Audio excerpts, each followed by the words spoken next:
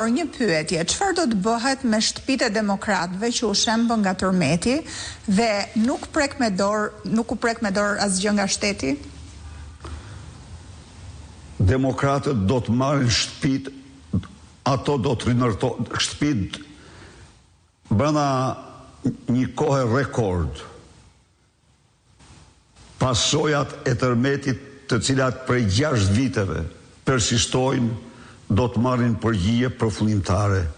Të gjitha shtëpit do të rinërtohen dhe do u dorëzohen me çilë sandor banorëve të tyre.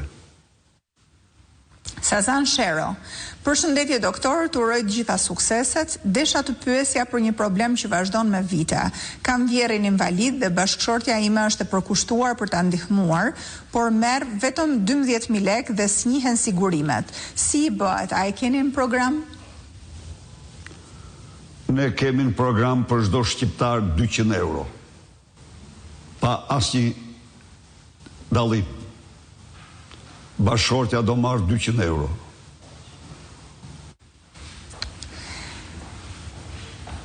Just reused. Përshëndetje.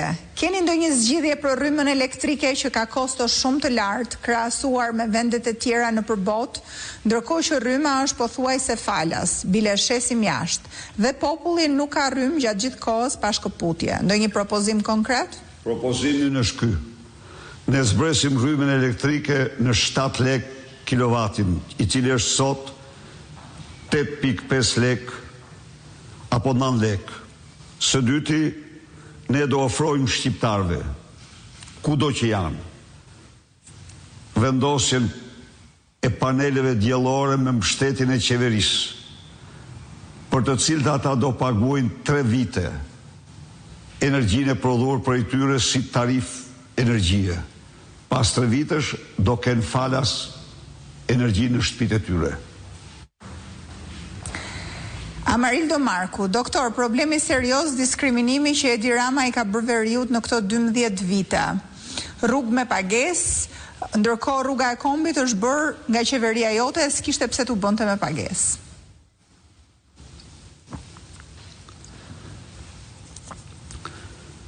Çdo lloj diskriminimi, çdo lloj krahine merr fund.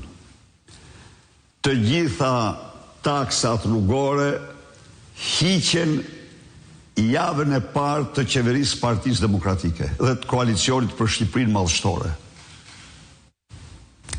Leonika, përshëndetje doktor.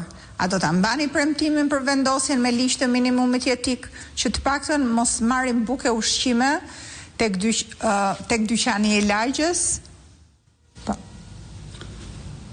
Absolutisht, ju lutem mos harroni se ligji i parë pas votimit të qeverisë do të jetë ligji minimumit jetik i cili ndodhet në parlament, të cilin ne kemi dorëzuar 1 vit e gjysmë më parë.